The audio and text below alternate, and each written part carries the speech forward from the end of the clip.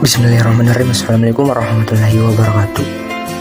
Perkenalkan, nama saya Muhammad Reza Rasid dengan NIM 2004 010075, Prodi Ekonomi Syariah, Fakultas Ekonomi dan Bisnis Islam. Jadi pada kesempatan kali ini saya akan menjelaskan sedikit mengenai materi kebutuhan dan rasionalitas dalam ekonomi Islam. Jadi yang dimaksud rasionalitas dalam hal ini adalah anggapan bahwa setiap manusia selalu berperilaku secara rasional, dalam artian berperilaku secara masuk akal.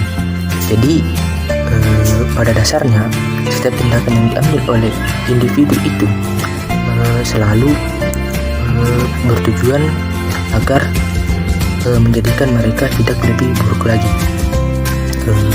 Perilaku rasional sendiri dapat memiliki dua makna. Makna pertama yaitu metode. Dalam makna metode, perilaku rasional adalah tindakan yang dilakukan berdasarkan pikiran yang beralasan, bukan berdasarkan kebiasaan dan emosi. Sedangkan dalam makna hasil, rasional berarti tindakan yang benar-benar ingin dicapai. Konsep rasionalitas dalam Islam sendiri dapat diartikan sebagai setiap pelaku ekonomi berpikir, bertindak dan bersikap secara rasional. Misalnya keputusan seseorang untuk membeli suatu barang yang harganya lebih murah dibandingkan dengan barang yang harganya lebih mahal, di mana tindakan tersebut sudah dipertimbangkan oleh pelaku bahwa dengan hal itu maka kesejahteraannya akan meningkat. Dalam ekonomi, terminologi rasional ini dibangun atas dasar dan kaidah-kaidah yang diterima secara universal dan tidak perlu untuk melakukan pengujian untuk membuktikan kebenaran, atau biasa disebut juga dengan aksioma. Aksioma ini akan dijadikan sebagai acuan dalam rasionalitas argumen perilaku. Aksioma sendiri dapat dipengaruhi oleh situasi dan kondisi. Aksioma yang ada dalam konsep ekonomi Islam tentunya berbeda dengan aksioma yang ada pada konsep ekonomi konvensional, di mana dalam pilihannya sendiri aksioma yang ada pada konsep ekonomi konvensional juga memiliki pilihan rasionalitasnya sendiri.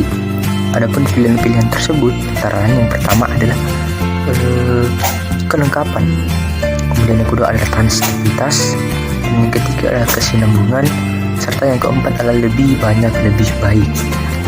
Sedangkan adapun aksioma rasionalitas dalam ekonomi Islam adalah aksioma yang dibangun berdasarkan konsep Islam. Di antaranya yang pertama adalah maslahah dalam ekonomi. Pada dasarnya setiap perilaku ekonomi akan berorientasi untuk mencapai kemaslahatannya. Kemudian yang kedua adalah menghindari kemubagziran, artinya menghindari sesuatu yang tidak efektif dalam melakukan kegiatan ekonomi. Kemudian yang ketiga adalah meminimumkan risiko, serta yang keempat adalah situasi ketidakpastian. Jadi inti daripada aksioma dalam ekonomi Islam sendiri adalah titik akhirnya untuk mencapai kemaslahatan dan kesejahteraan itu sendiri, yang mana ini tentunya berbeda dengan konsep aksioma yang ada pada ekonomi konvensional, di mana pertimbangannya hanya bersifat individu. Sedangkan dalam Islam dijelaskan bahwa sesuatu yang kita lakukan atau tindakan yang kita lakukan adalah untuk mencapai kemaslahatan dunia dan akhirat, sebagaimana informasi yang sudah ada dalam Al-Quran dan Al-Hadis, yang tentunya kejelasan dan kebenarannya sudah terbukti, di mana informasi yang dituangkan dalam Al-Quran yang berisikan firman serta sunnah Nabi, interpretasi tersebut meliputi diantaranya ada tujuan, makna, proses bagaimana pelaku meningkatkan maslahah yang diterimanya.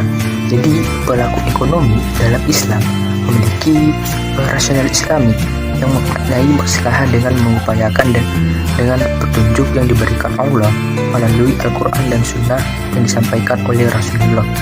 Jadi Islam menjelaskan bahwa maslahah adalah segala bentuk keadaan ataupun perilaku yang dapat meningkatkan kedudukan manusia sebagai makhluk yang paling mulia.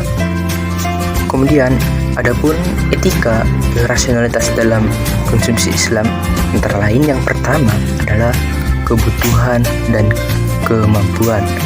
Artinya antara kebutuhan manusia dan kemampuan harus saling mengisi atau saling berimbang. Kemudian yang kedua adalah halal thayyib, yang artinya bahwa sesuatu dijadikan pemuas kebutuhan haruslah halal dan thayyiban. Jadi konsumen muslim dikatakan rasional apabila mengonsumsi hal yang sifatnya halal dan baik. Kemudian yang ketiga adalah menumpuk dan menimbun harta kekayaan. Sejatinya dalam Islam sendiri tidak dilarang untuk mengumpulkan harta semisal uang, dalam artian contohnya semisal menabung untuk tujuan yang ingin kita capai, misalnya naik haji. Artinya dalam menumpuk uang atau menabung haruslah ada tujuan yang jelas. Berbeda jika kita hanya mengumpulkan uang semata-mata hanya untuk menimbun atau mengumpulkan saja.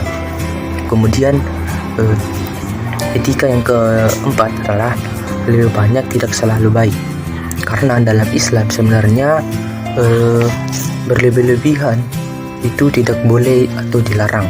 Misalnya mengonsumsi alkohol kan menimbulkan tidak tercapainya kemaslahatan.